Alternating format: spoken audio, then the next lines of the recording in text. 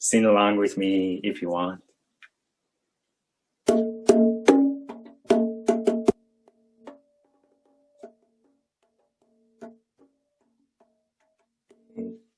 Let's see. In Christ alone, my hope is found. Here is my strength, my song. This cornerstone, this solid ground, firm through the fiercest drought and storm. What tides of love, what depths of peace, when fears are stilled, when striving cease. My comforter, my all in all, here in the love of Christ I'll stand. In Christ alone, who took on flesh, fullness of God in helpless faith, this gift of love and righteousness, scorned by the ones he came to save, till on the cross as Jesus died, the wrath of God was satisfied. For every sin on him was laid, here in the death of Christ I live. There in the ground his body lay, light of the world by darkness slain, then bursting forth in glorious day, up from the grave he rose again, and as he stands in victory, sin's curse has lost its grip on me, for I am his and he is mine, bought by the precious blood of Christ. No guilt in life, no fear in death. This is the power of Christ in me. From life's first cry to final breath, Jesus commands my destiny. No power of hell, no scheme of man can ever pluck me from his hand, till he returns or calls me home. Here in the power of Christ I'll stand.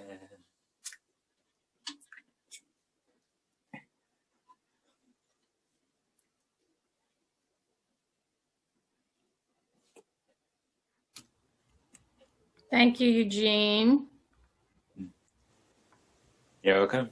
Always good to hear your percussion and your voice. Eugene plays a number of different percussion instruments, and maybe we'll get to hear some of them on Sunday night when you all share culture.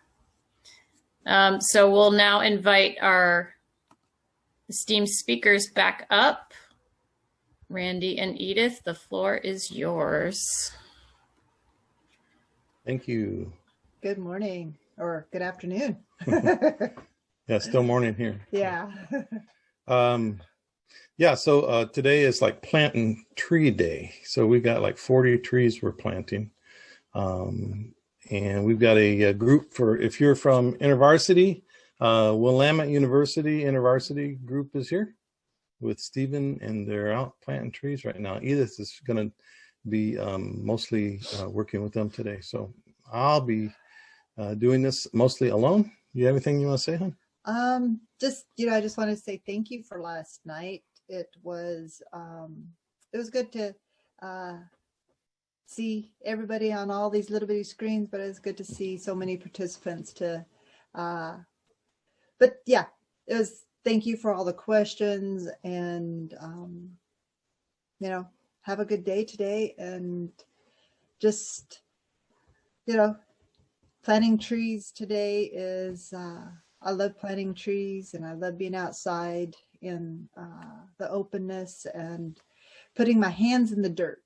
You know, there's something about taking a small baby tree and digging a hole and putting it in that dirt and putting your hands in that dirt and getting it in there. And there's just something very refreshing and nice. I really like that. So I'm kind of glad I'm planting trees today with InterVarsity students. So I hope you guys have a good day today. Okay. So I'm going to today and a bit of tomorrow, not the whole time, but much of today, I'm going to present a PowerPoint, like I mentioned yesterday, on decolonizing our faith. And so I'm going to go ahead and get started on that. Share screen and get my PowerPoint ready. And then hopefully we can have a time for questions afterwards, like we did earlier yesterday. Yeah, see what we get. Okay, and then that one. Okay, hopefully everybody can see that and everyone can hear me. Let me do one thing here to get this out of the way. Okay. And no.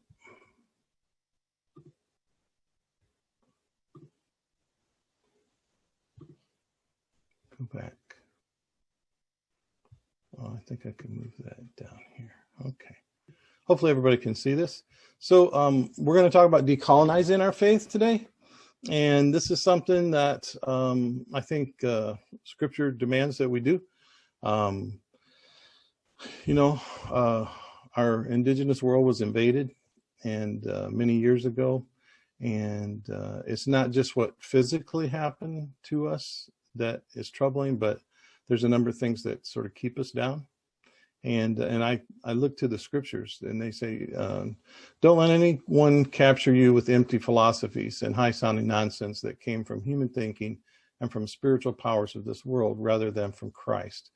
And so this is why we need to decolonize our faith, because there's a philosophy in Western philosophy. There's a way of thinking, a worldview that has taken, I think, all of us captive.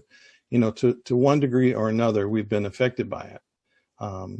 And so I think we need to talk about that. It's going to be painful for some people. There was that question yesterday about like, how do white folks sit at the table and be a part of this conversation without being hurt or ostracized? And I mentioned that ostracized is not anyone's intention, I hope. But it's not just white folks that need to decolonize. We as indigenous people need to decolonize as well. And it's a messy process. And sometimes we think when we're not in control that we're a mess, but actually it's what I found is that when we're not in control, we let the Spirit be in control. And things look messy, but we can trust God to clean them up. So here's some of the words that you might feel today: awkward, uncomfortable, painful, vulnerable, embarrassing, humbling, humbled, powerless, unsteady, distressing, unnerving, volatile, insecure. That is part of our human experience when things are happening that we don't have control of. But there's a whole lot of things to look forward to: partnership, trust, relief, empowerment, friendship, humility, security, true confidence, interdependence. And I think, God is big enough for us to trust through the process. So a little historical perspective. By the way, this photograph is of one of my third great grandfather's villages. It's the village of Tellico, which now under the Tennessee River. It was flooded during the Tennessee Valley Authority TVA project. But this is a anthropology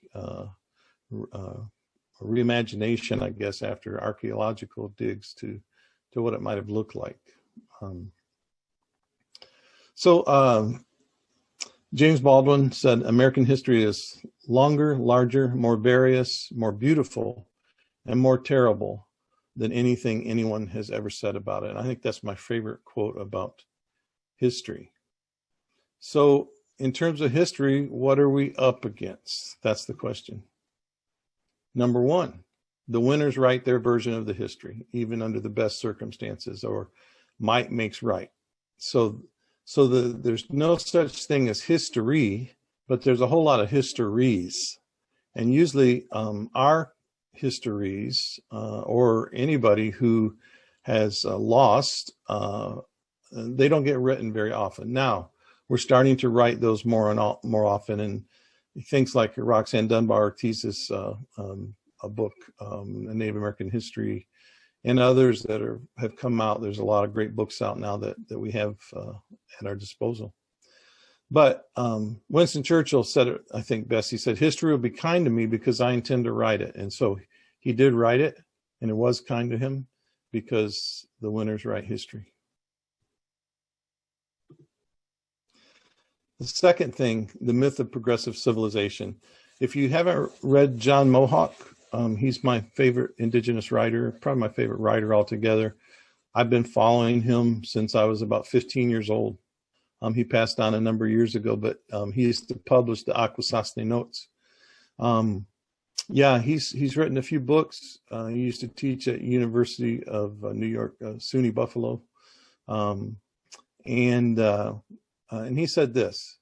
He said, for the most part, contemporary historians have proceeded from the presumption that modern people are different from and superior to those who came before, especially those designated as quote unquote primitives.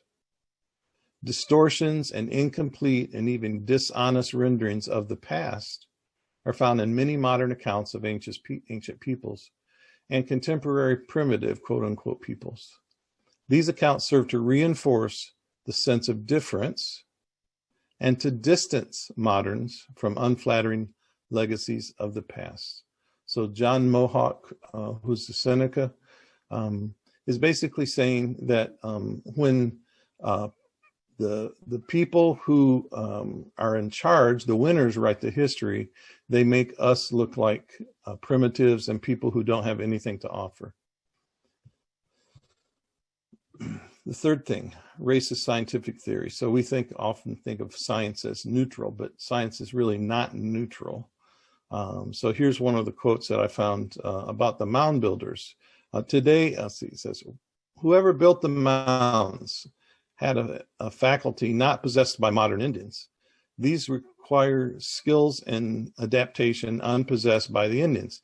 Not only then, by the ethnological and other data cited, do we conclude that the mound builders belong to a different race from the present Indians. They were preceded by a civilized race, well acquainted with the arts and science, knowing more art and astronomy in particular than they. So this is what a scientist writes about our people. And then there's the whole pseudoscience of craniology that developed that tried to say that, Europeans had the best brain and we didn't. Yeah.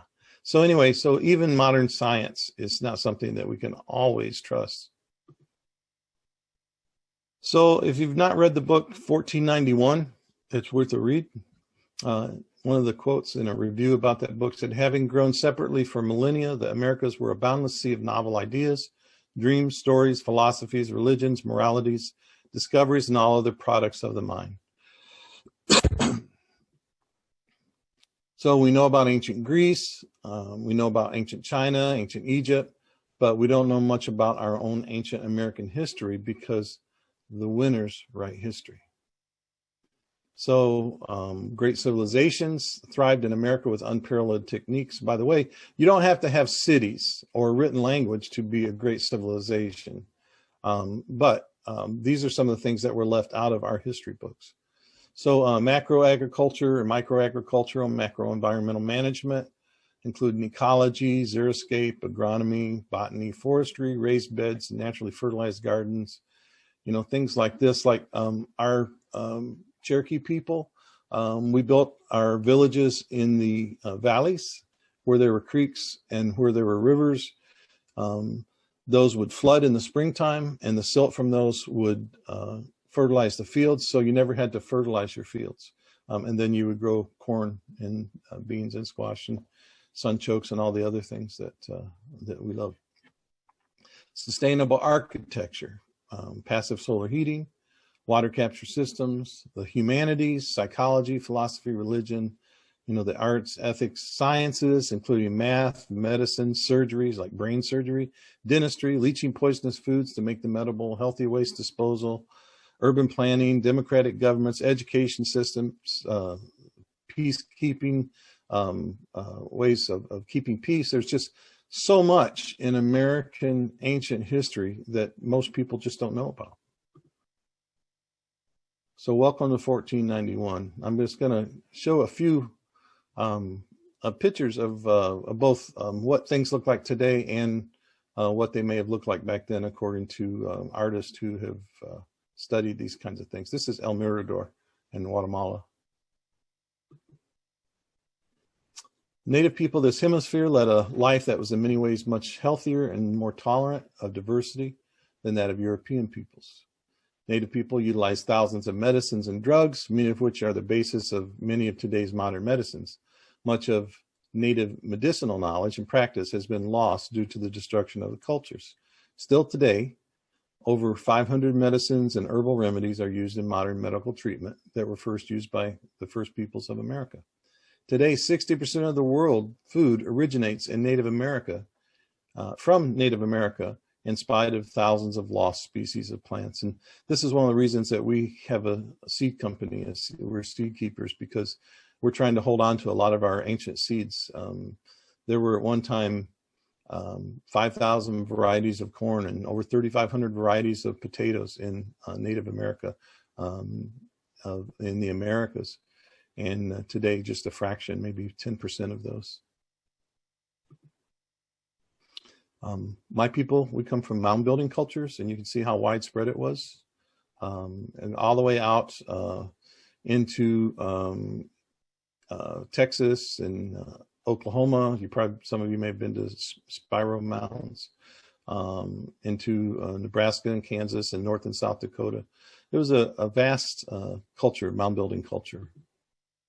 Down in the South, a place called Poverty Point in Louisiana, 1800 to 1350 BC, had the largest, most elaborate earthworks anywhere in the Western Hemisphere. No other earthen constructions approached the size of Poverty Point until the 19th century. It's recognized as a United Nations World Heritage Site, but I never heard about it in school. Cahokia, easy to visit Cahokia. And even there you find a myth. And the myth is that there was just this big place called Cahokia.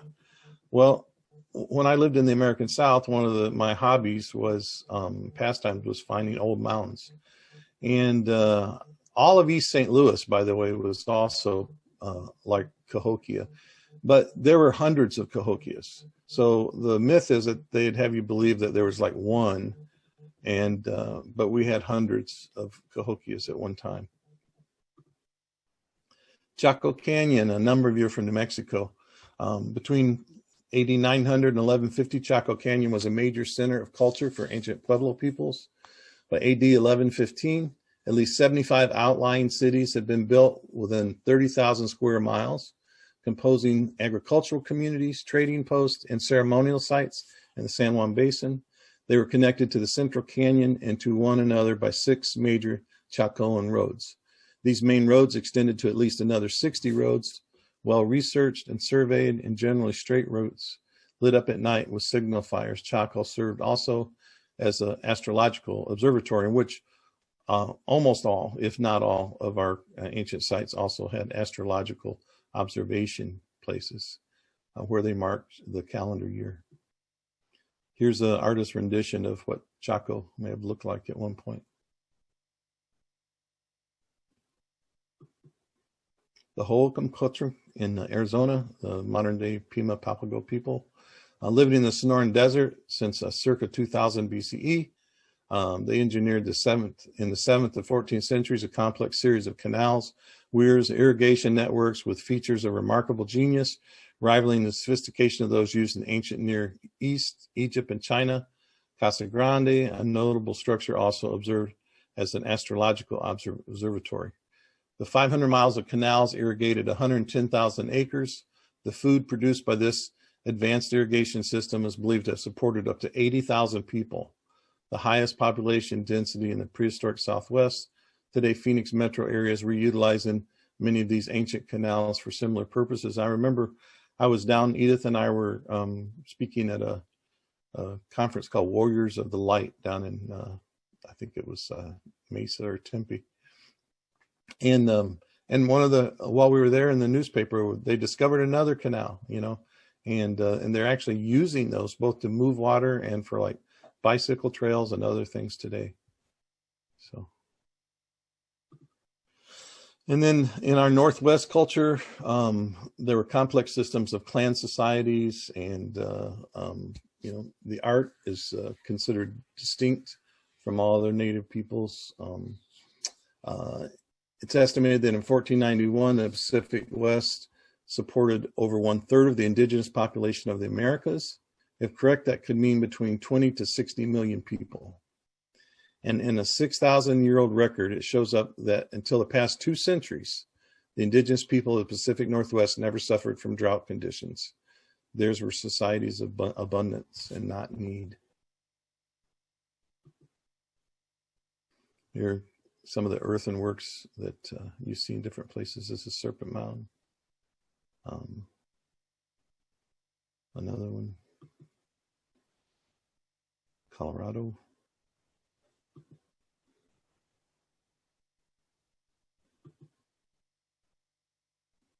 I've seen some of these things. Of course, today, you know, they still have the same scientific, pseudoscientific theories, and it's called ancient aliens. So today it wasn't another race of people, more civilized. They say it was ancient aliens that actually came down and did this because, of course, native people wouldn't be capable of this, they say. So I teach church history in seminary. I've taught it 21 times. And never have I not had a student ask this question. Why wasn't I taught this in school? So my answer is always the same. You weren't supposed to know this because this is not part of the American myth. If we become humanized, then there's no justification for taking our land and doing the things that happen.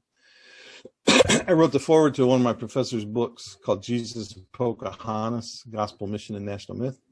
Howard Snyder said, Pocahontas portrayals tell the saga of Indian-white relations. At first, the Indians are hostile and dangerous, but key figures like Pocahontas bring reconciliation. Eventually, the Indians are subdued and, according to the myth, integrated into the new nation. From the first, 2 options loom for the Indians: peaceful integration on the white man's terms, symbolized by Pocahontas' marriage and baptism, or forced submission, marginalization, or annihilation. Pocahontas speaks of the stealing of native lands and the genocide of native peoples, America's original sin. Though well known and fully documented, its moral meaning has never been faced. America's original sin. Martin Luther King Jr. said, our nation was born of genocide. We tried as a matter of national policy to wipe out its indigenous population. Moreover, we elevated that tragic experience to a noble crusade. Indeed, even today, we have not permitted ourselves to reject or feel remorse for this shameful episode. So what is it about this American myth?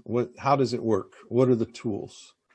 First thing it does is problematizes the other, Black, Indigenous, people of color, and says that there's a norm, and that norm is white Europeanness.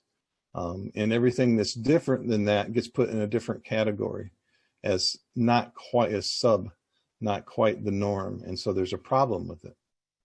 It has a central motif, a meta-narrative that marches throughout history. It universalizes its own meta-narrative. So the story that it tells gets woven through history, theology, economy, education, our families, etc. Like this is the American myth has to be a part of all of these things. It subordinates anything contrary to the myth, and those who differ are considered traitors or unpatriotic or savages.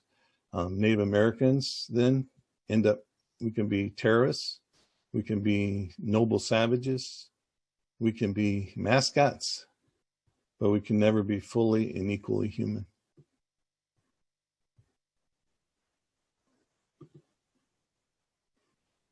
And so Christianity, of course, plays a part in all this. It confuses mission with empire. After the missionaries come, teachers and doctors, bureaucrats and soldiers. The spread of government and religion have thus been linked to each other throughout recorded history, whether the spread has been peaceful or by force. In the latter case, it is the government that organizes the conquest and religion that justifies it. And I think of this scripture, do nothing out of selfish ambition or vain conceit. Let me go back. But in humility, consider others better than yourselves. Each of you should look not only to your own interest, but also to the interest of others. But he made himself nothing, taking on the nature of a servant, being made in human likeness. Philippians 2:3 and following. Western religion often promises, according to the Western mind, the future hope of salvation, development, security, civilization, equality, freedom, and prosperity. But what is most often, not always, but most often delivered is imbalance, oppression, violence, and destruction. So I have to want to get behind this and figure out like what was going on in the mind of these folks. They weren't necessarily evil, but there was something happening. So let's look at a couple aspects. The physicality. On the East Coast, the average 16th century Native American was 6 inches taller than the Europeans who they first encountered. And the word spread, there are giants in the land. And what does that sound like? That sounds like Canaanites, right? Canaanites. And what I usually do in my classroom is I'll get people who are about 5'6" and shorter, and I'll line a couple of them up. And then I'll get people who are 6 foot and taller, and I'll line a couple of them up. And there's a stark difference. And this is when the settlers looked at our native people on the East Coast. They felt intimidated physically. And it was easy for them to believe that narrative that we were the Canaanites and they were the Israelites. Secondly, technology. The Indians knew how not only to survive, but to thrive in what seemed like a perfectly hostile environment to European settlers. Religion. Native American religion was holistic, encompassing all of life and not compartmentalized. Native beliefs were congruous, not having a secular arena. There's not a sacred and a secular that allowed them to act out of character from their religion. Land ownership, the only thing standing between European settlers and the opportunity for prosperity, especially when considering there was little opportunity for land gain in Europe, was the Indians. So, you really, unless you married above your station, which was pretty rare, there was a feudal system. So you could never really get ahead. And all of a sudden, you couldn't own land. You had to pay taxes on the land you owned to the nobles and the lords and the kings. But over here, all of a sudden, land was available and, for you and your family. So this was land that Indians had and that white folks wanted. Randy, resource depletion. Yeah.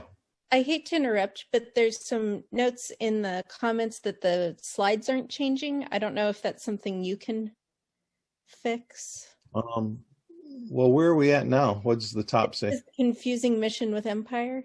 Is that the right one? Oh, no, that's interesting. Okay, that's what I've got up now. Tell me if it changes. You may have Does to it stop change? sharing and then reshare again. Oh, okay. Sometimes that happens. Okay. Is that Nick? Who said that? Oh, that was Chase. Oh, okay. Let's try it again. What do you see?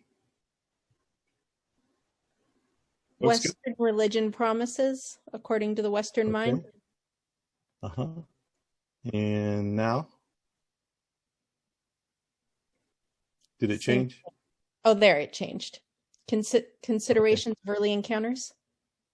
Okay. I'll go just a little bit slower. Just let me know each time, and I'll wait for it to catch up if that's the case. Okay.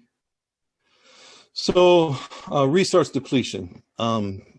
In much of Europe, especially England, the hardwoods had all been harvested, especially a lot of the oaks, and what oak forests were left belonged to kings and nobles.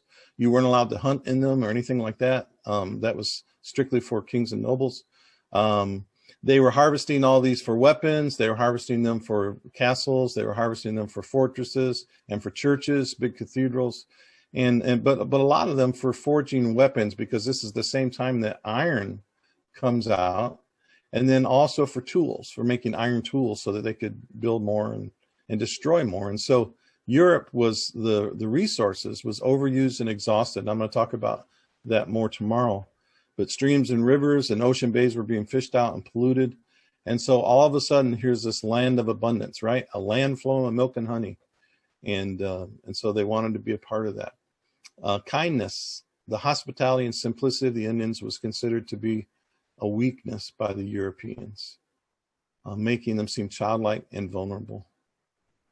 And then finally,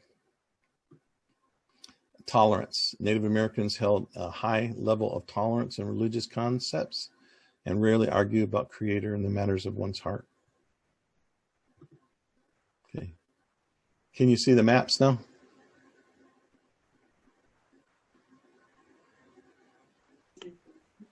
Yeah, we can see them.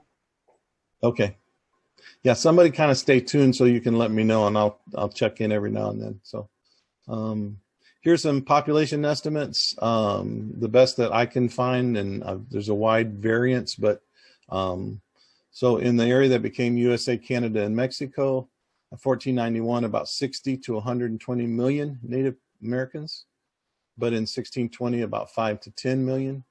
So in just a little over 100 years, we lost about 90% of our population, especially on the coastal regions, and even a number of tribes were wiped out, like in Florida. The area that became the contiguous United States, about 25 million to 1800 to about 600,000 to 1900 to our lowest point in history, about 250,000. And then wherever we are today.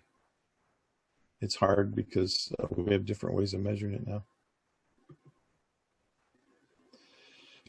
So what happened?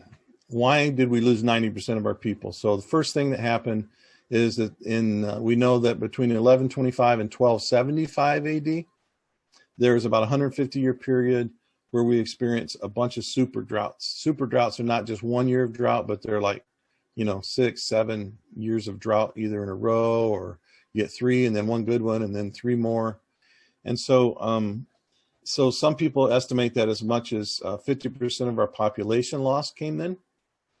These periods coincide with the abandonment of Chaco Canyon, Cahokia Mountains, Mogi Mountains, Effigy Mountains, Gila Cliff Dwellings, Chichen Itza, and places like this. So all of a sudden, a lot of places were abandoned because of droughts. And they said, these were at the height of a lot of these civilizations, and they were densely populated, but even with good rains, people were likely using their land to its limits. So without the rain, it was impossible to grow enough food to support the population. Widespread famine occurred, and by the 1300s, most of the large Native American cities had all but died out, and new patterns began in smaller groups of clans and different bands. Something we might have to learn again. So that was the first thing that happened, ecological devastation. The second thing was disease. So as much as 90% of Indians died in contact with various European diseases, particularly smallpox, and that would have amounted to about 1/5 of the world's total population at the time, a level of destruction unequaled before or since. In man, he says, these plagues wreaked havoc on traditional Indian societies. The savages most colonists saw, without ever realizing it, were usually the traumatized, destitute survivors of ancient and intricate civilizations that had collapsed almost overnight. In the end, the loss was incalculable. So, and a lot of times this devastation occurred without ever even seeing a white person, because, you know, they feel that it probably came through like these Spanish explorers that brought pigs with them. I raised pigs before. It only takes 3 months, 3 weeks, and 3 days to have a litter of, 8 to 12 pigs. And then, they got loose, and then those germs that came from Europe were spread to the deer and the turkey and other squirrels and other things. And then pretty soon it was like the whole place was infected. And then the third destructive wave was attempted genocide. So it starts with Columbus. He says in his journals, all these lands are densely populated with the best people under the sun. They have neither ill will nor treachery. With 50 men, we can subdue them.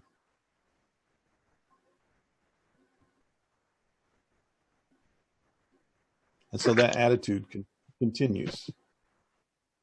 Where are we at? Are we good still? We're good. Third destructive wave? Okay. There are people who chronicled this early on, and I think these numbers are way off, but basically one of the priests, Father Bartolome de las Casas, said that, millions were killed. It's really sad, but he says, as for the vast mainland, which is 10 times larger than all Spain, we are sure that our Spaniards, with their cruel and abominable acts have devastated the land and exterminated the rational people who fully inhabited it. We estimate very surely and truthfully that in 40 years that have passed, the infernal actions of the Christians, there have been unjustly slain more than 12 million men, women, and children. In truth, I believe, without trying to deceive myself, the number is slain more like 15 million. And I think those numbers are really high, but it's still in the millions. So there's one way you tell the story of America, how the myth came to be. There's another side that says it came through violent theft of land, armed removal and relocation, forced breakup of families, outlawing indigenous religion, bureaucratic policies of both assimilation and racism, and ecological absorption.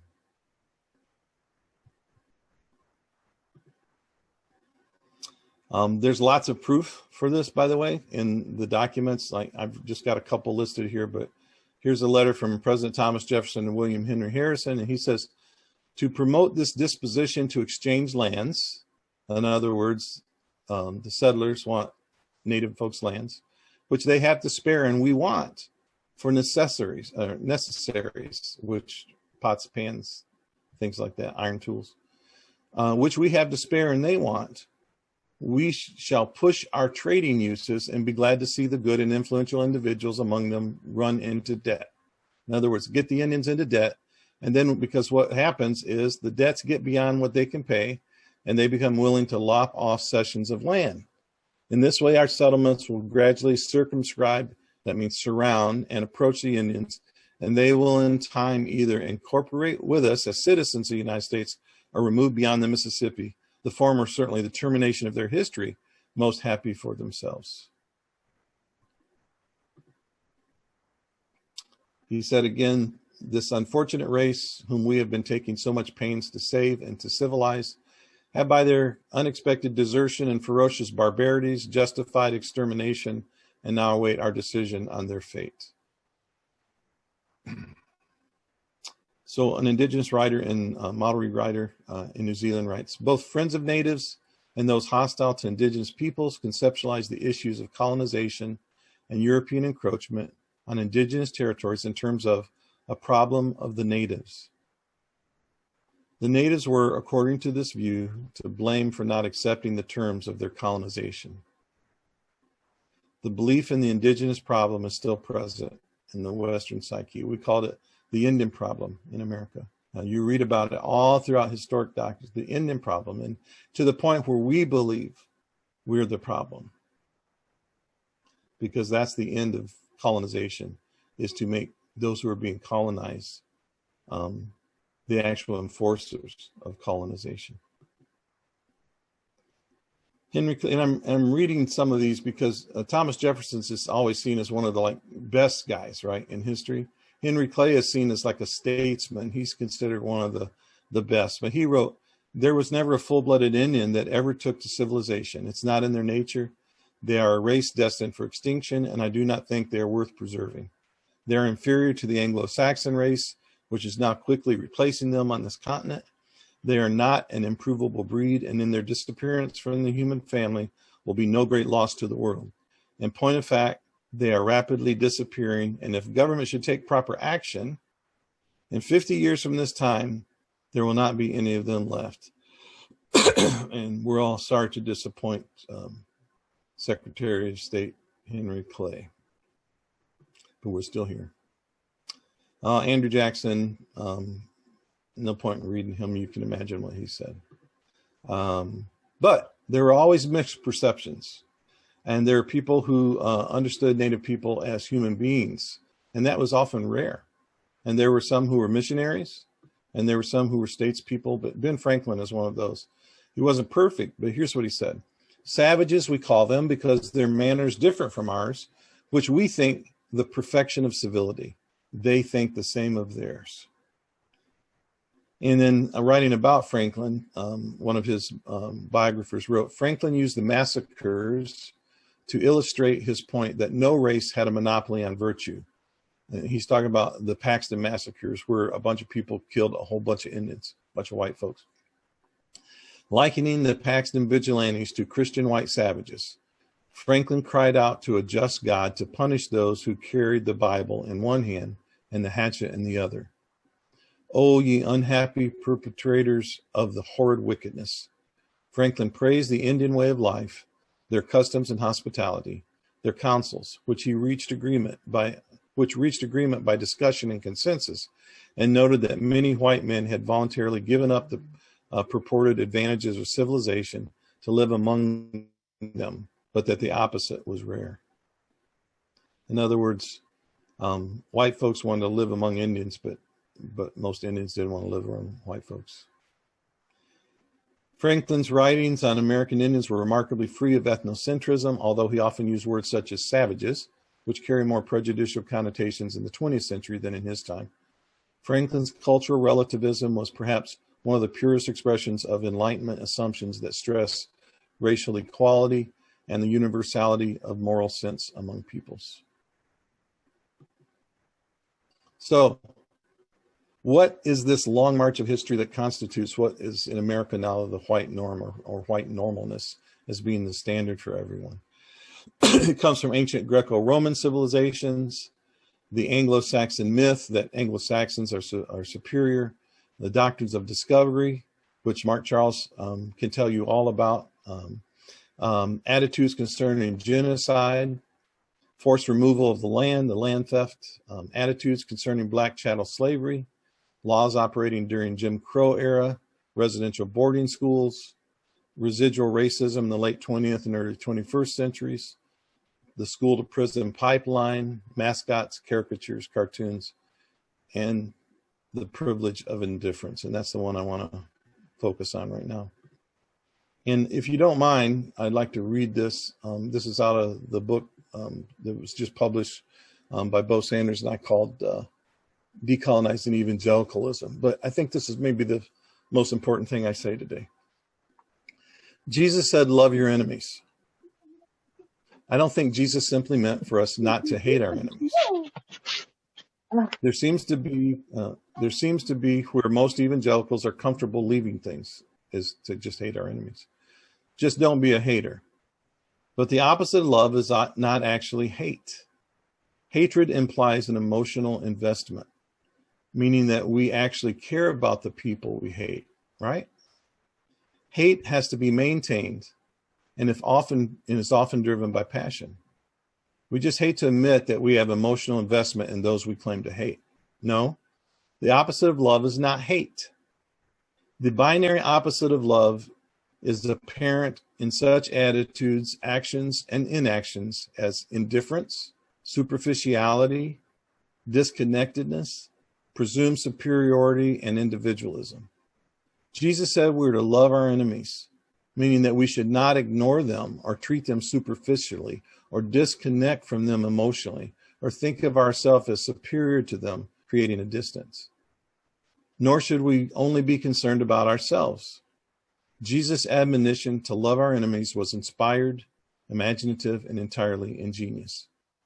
To love our enemies at minimum requires listening to them. When we really listen to people we consider different or the other, we realize that their humanity is not so different from our own and that we share many commonalities. I think we share a common humanity with our enemies when we listen to them. The next stage in the process is to learn to accept the differences between ourselves and them, and then eventually appreciate and even learn to celebrate those differences.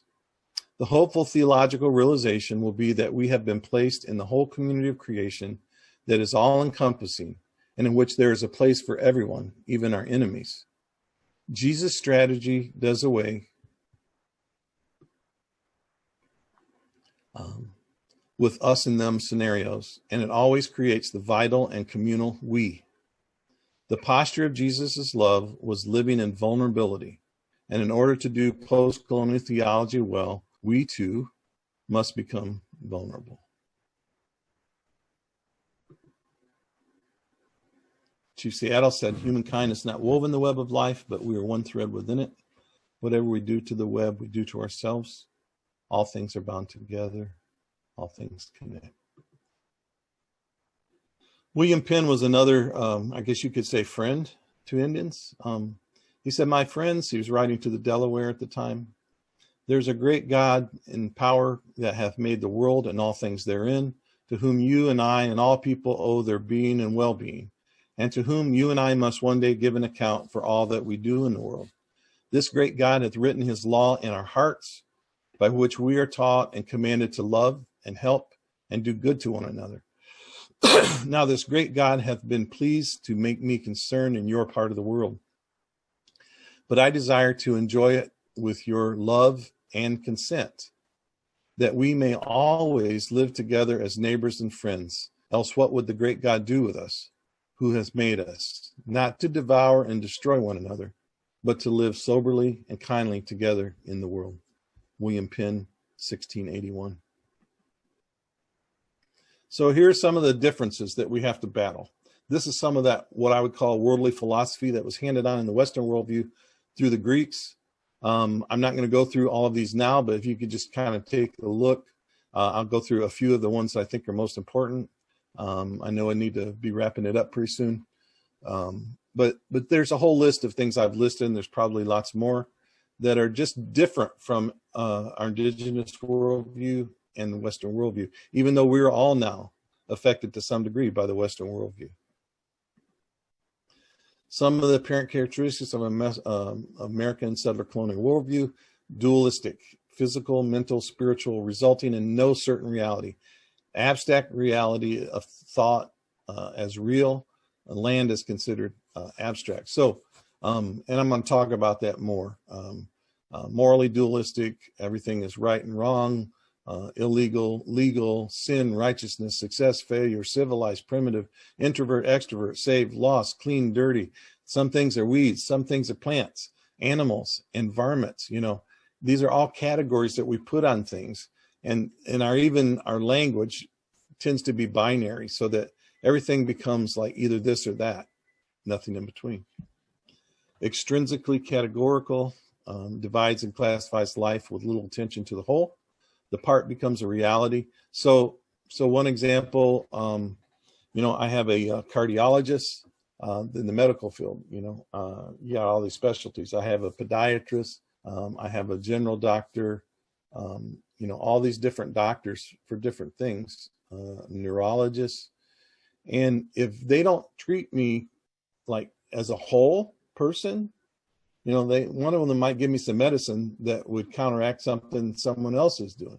So if they just treat me like a foot, I'm more than a foot. But that's what we tend to do in the Western world, is to categorize things, which is not a bad thing. I mean, this is how we learn about a lot of specific things in science, etc. But to act out of them as if they are the whole of reality is what's wrong. Hierarchical equality apparently is wrong. A hierarchy is right, resulting in structured dehumanization by class, race, gender, religion. Because once you have a dualism, and I'm going to talk more about dualism, but I think I'll just hit it now. Platonic dualism, basically the idea is that the mind, or if you're religious, the spirit, is more important than the physical, the body, the earth. Instead, these are all one. They're one spiritual reality. Jesus didn't see it that way. Jesus said things like, don't swear by heaven because that's God's throne, and don't swear by the earth because that's God's footstool. He saw them all as the whole thing, the whole world as spiritual. Utopian, central shared myths or vision in European American culture as being the perfect form of human existence, future-oriented, every problem can be solved. Usually the ends justify the means and those kinds of things. White supremacy comes out of this, the idea that white people deserve and to control all knowledge, wealth, and power. Anthropocentrism, which is just a big word to say that human beings are viewed apart from creation and should rule over creation rather than be working with creation. I'll talk more about that tomorrow. Triumphalistic, let's capture nature. Let's climb the mountain. We defeated the mountain. We triumphed over it. It's like, no, the mountain's still there. I don't think you won, but conquering it. The state of constant war over control of wealth. And religion can also be triumphalistic over others when it's we see ourselves more important than others. So patriarchal dehumanizing of women through lower pay, social roles, sexually exploitive, rape culture.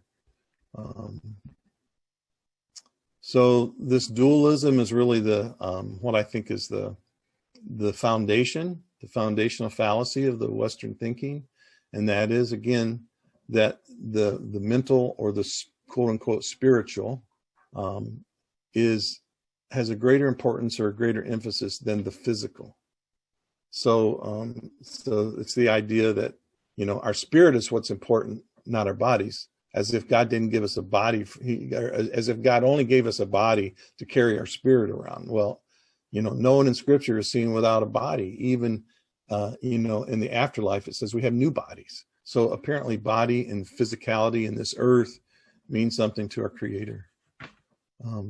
But in this dualism, our thoughts, our philosophies, our theologies become disembodied. So we can say we believe something, but you don't actually have to do anything about it.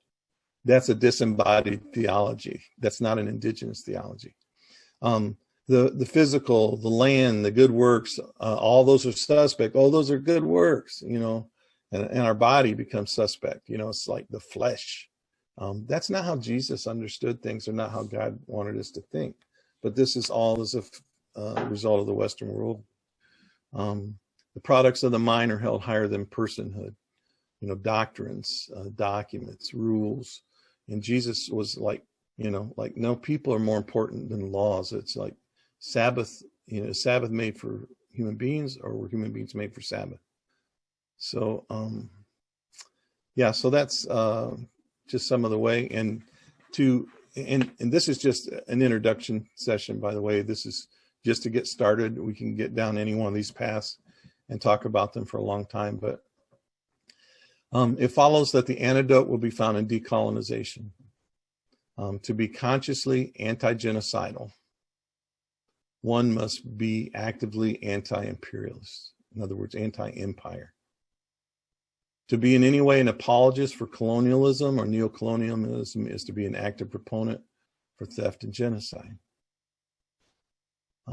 For Americans of European descent, embracing such a project will require a unique process of healing. In the process of healing, the wounds left by the sins of our fathers on the backs of indigenous people across the planet, we must simultaneously heal our own wounded spirits, Left unhealed, those wounds condemn us to perpetuate those same sins generation after generation. And I don't want that for my grandchildren. So this whole idea that I talked about yesterday of shalom, shalom salvation or healing, actually that word salvation, the word healing can be used probably more correctly in many, in fact, most of the New Testament.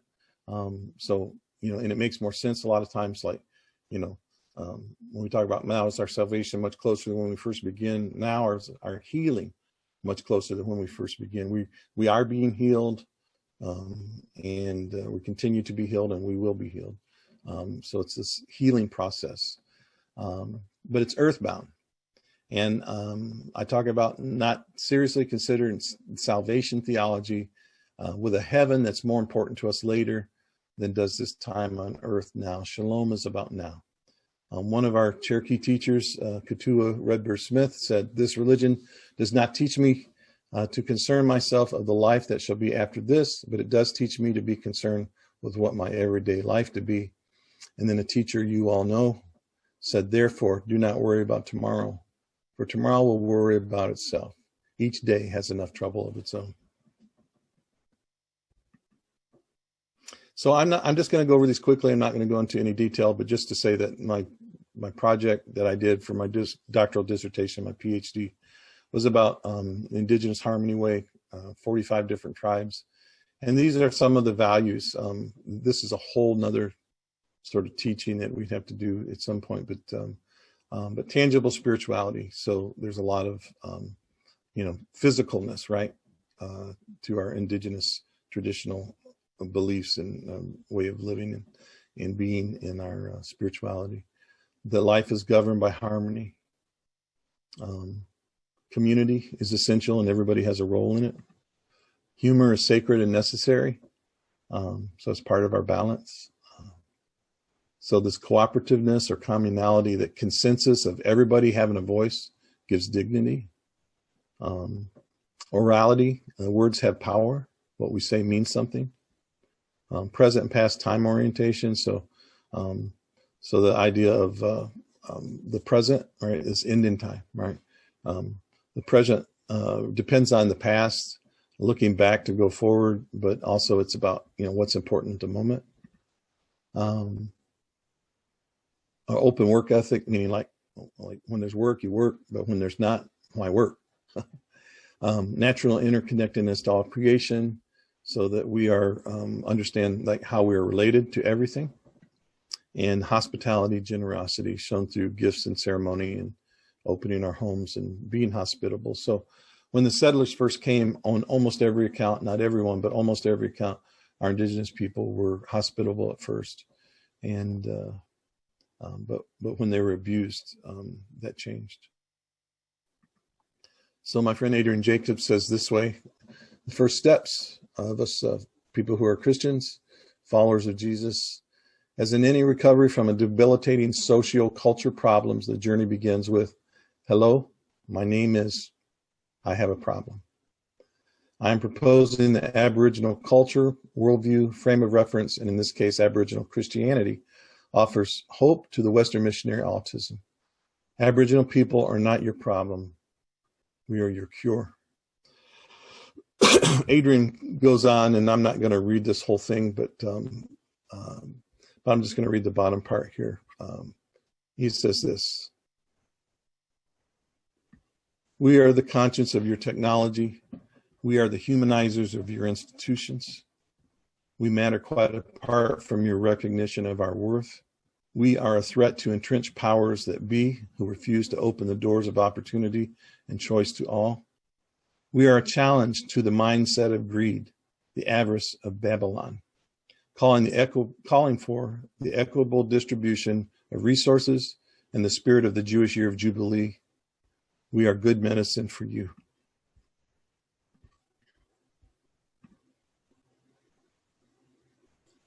And here's some of my books and websites if you want to, and my emails right here.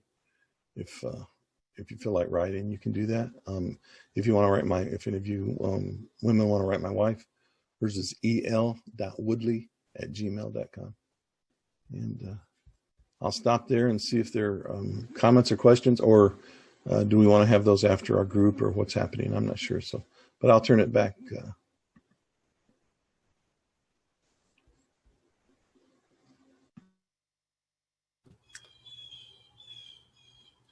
So I think we're going to move into a small group discussion time where you guys can have some space to respond to the things you've just heard.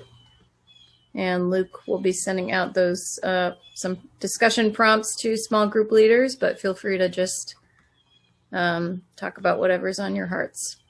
And then you'll be joined back into this group at the end of that time. And then we'll have a short break before our next session.